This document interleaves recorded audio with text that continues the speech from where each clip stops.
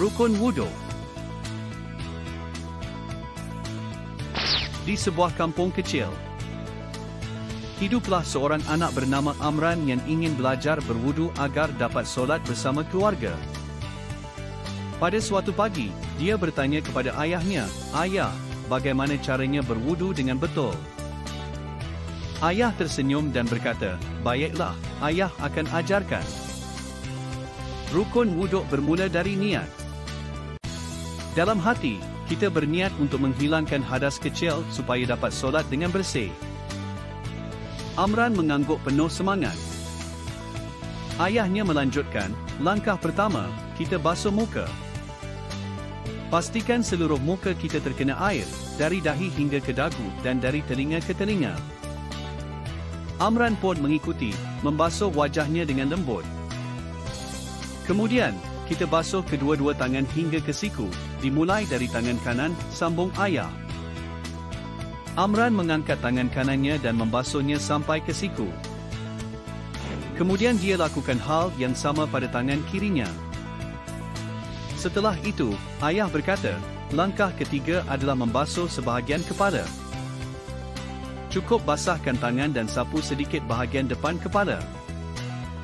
Amran menyapu sedikit rambutnya dengan air, mengikuti arahan ayahnya.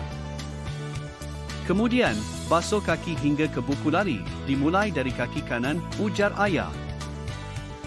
Amran membasuh kaki kanannya hingga ke buku lari, lalu dia lakukan hal yang sama pada kaki kirinya. Akhirnya, ayah berpesan, "Ingat, Amran, kita perlu ikut tertib atau urutan ini. Jangan ada yang terlewat, supaya wuduk kita sah." Amran tersenyum bangga. "Terima kasih, ayah. Sekarang Amran sudah tahu cara berwudu yang betul."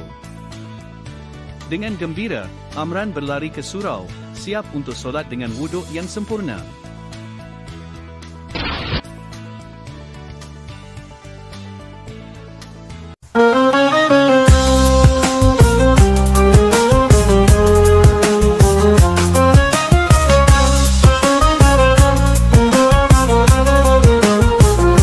Wudu ada 6 yang wajib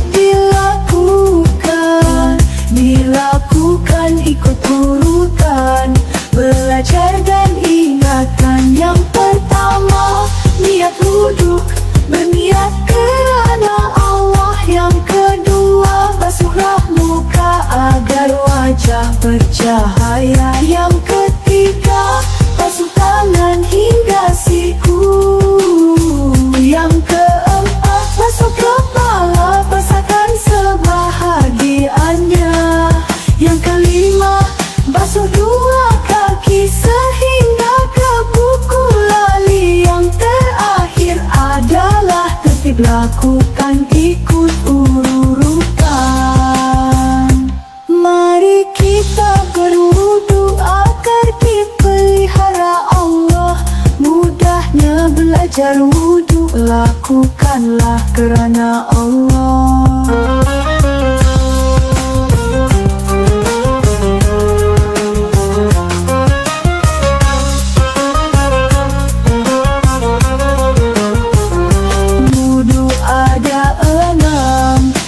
Wajib dilakukan ikut urutan. Belajar dan ingatkan. Yang pertama, niat wudhu, berniat kerana Allah. Yang kedua, basuhlah muka agar wajah bercahaya. Yang ketiga, basuh tangan hingga siku. Yang keempat, basuh kepala, basahkan sebahagiannya. Yang kelima, basuh dua kaki sehingga ke buku lali. Yang terakhir adalah tertib, lakukan ikut urutan. Mari kita berwudu agar dipelihara Allah. Mudahnya belajar wudu, lakukanlah kerana Allah.